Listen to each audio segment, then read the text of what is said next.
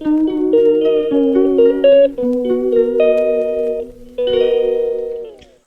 রবিউল ইসলাম।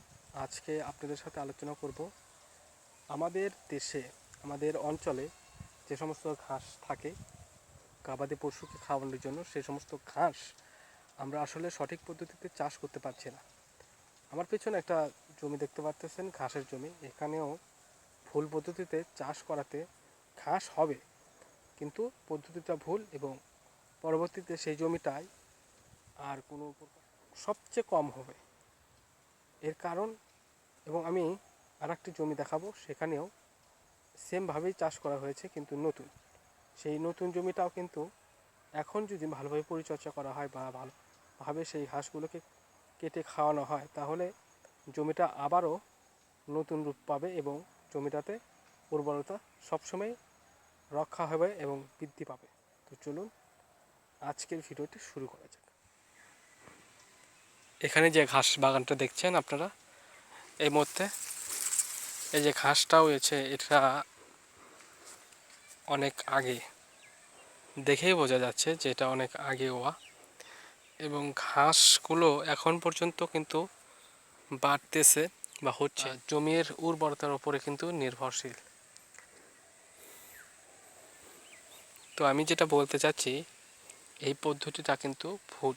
এখানে দেখেন একদম জঙ্গল হয়ে গেছে, ঘাসের কিন্তু জঙ্গল হয়ে গেছে। আপনাদের যদি এরকম জমি থাকে তাহলে ভুল করে কখনো ঘাস লাগানো যাবে না। বাট আমি আপনাদেরকে আরেকটা জমি দেখাবো, সেখানেও ভুল পদ্ধতিতে জমি চাষ করছে। তো আমরা দ্বিতীয় ভেতে চলে এসেছি এবং দেখতে পাচ্ছেন আমরা সেই ভের এখন ঘাস আমরা দেখতেছি, সেই জমির ঘাস আমরা দেখতেছি। এখন এই দিকের ঘাসগুলো আমরা দেখতে পাচ্ছি যে কাটা হয়নি, এবং এগুলো ঘাস আস্তে আস্তে বড় হচ্ছে। এখানে কিছু ঘাস আছে, এই যে দেখতে পাচ্ছেন, এখানে খুব কাদা, আমাকে একটু মিনিমাইজ করে দেওয়া লাগবে, একটু সাবধানে। তো ভিউটাকে সেচ দেওয়া হয়েছে, এখানে পানি বাঁধা আছে দেখা যাচ্ছে। তো এই জন্য আমরা এখান থেকে একটু আপনাদেরকে ভিউ দেখানোর চেষ্টা করি। আমরা যদি ওই পাশে যাই তাহলে একটু মিনিমাইজ করি। আপনারা এখান থেকে দেখেন এই ঘাসগুলো, আপনি আমাদের গোড়াগুলো আমি দেখানোর চেষ্টা করবো, যে গোড়াগুলো আছে, এবং ওই দিকে ছোটো আছে। সম্ভবত আমি এখানে যদি আপনাদেরকে দেখাই, এই যে গোড়াটা আছে, এখানে একটা ঘাস পোতা হয়েছে, এখানে একটা ঘাস পোতা হয়েছে, এবং ঘাস পুঁতে এখানে 4টা 5টা কিন্তু কুশি পাই হয়েছে।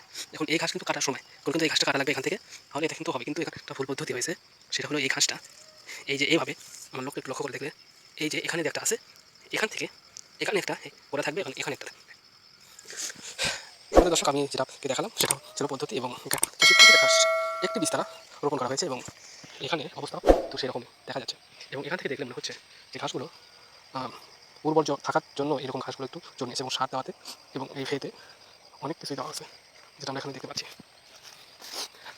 আমি আপনাদেরকে ঘুরে দেখানোর চেষ্টা করবো, এবং আমি আপনাদেরকে এখানে আরেকটা জিনিস দেখাই, সেটা হলো যে এই যে এখানে দেখেন ঘাসগুলো একদম এই পাতা 2 সাইডে কিন্তু ঘাসগুলো একদম বিস্তৃত মতো দেখা যাচ্ছে। যখন এরা এরকম করে বিস্তৃত চলে যাবে, তখন তাদের শিকড় হবে, অর্থাৎ নিচ থেকে শিকড়। এই ঘাসটা কাটার পরে আস্তে আস্তে বাড়তে থাকবে, যখন তখন শিকড় হবে।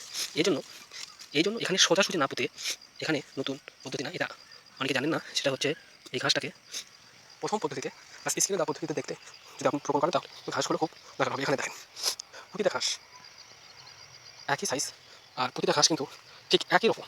এখানে সেচ দেওয়ার কারণে আমি আপনাকে দেখাতে পারছি না। এই যে গোড়াটা কিন্তু আছে আমাদের এখান থেকে কেটে। আচ্ছা,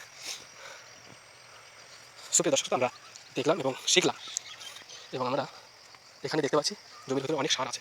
আপনারা দেখতে পাচ্ছেন কিনা, এখানে দেখেন অনেকগুলো সার কিন্তু এখানে জমিয়ে রাখছে বা সার দেওয়া হয়েছে, যার কারণে ঠিক মতো চলছে। কিন্তু জমিটার একটাই সমস্যা, যেটা হচ্ছে ঘাসগুলোকে তারা ঠিক মতো। আচ্ছা ঠিক আছে, আমি এখন বলবো যে এই ঘাসটা ঠিক আছে, এই যে এখানে দেখেন সব কিছু ঠিক আছে। যদি এই ঘাসটা কাটা হয়, তাহলে ঘাসগুলো অনেকদিন পর্যন্ত, আপনার 4 বছর পর্যন্ত, 3 বছর পর্যন্ত কিন্তু ঘাস এখানে ভালোভাবে একরকমভাবেই ফলন হওয়া কিন্তু সম্ভব। আর যদি এই যে আমি দেখালাম যে ঘাসগুলো ফুল হয়ে গেছে তখন কাটা হচ্ছে, বা এই যে এখানে ফুল হচ্ছে তারপরে কাটছে, বা আর একটু বড় হবে এরকম করে না হলে কাটছে না, তাহলে কিন্তু কৃষকের যেটা হবে সেটা হচ্ছিল কিছু বছর যাওয়ার পর শিকড় হবে, এবং ঘাসগুলো মারা যাবে, আস্তে আস্তে মারা যাবে, এবং ঘাসের যে ক্যালসিয়াম, যে ভিটামিন, যে মিনারেলগুলো থাকে, সেগুলো কিন্তু ঘাসে আর থাকবে না। তাই আমাদের সঠিক নিয়মে কিন্তু ঘাস পরিচর্যা করা উচিত।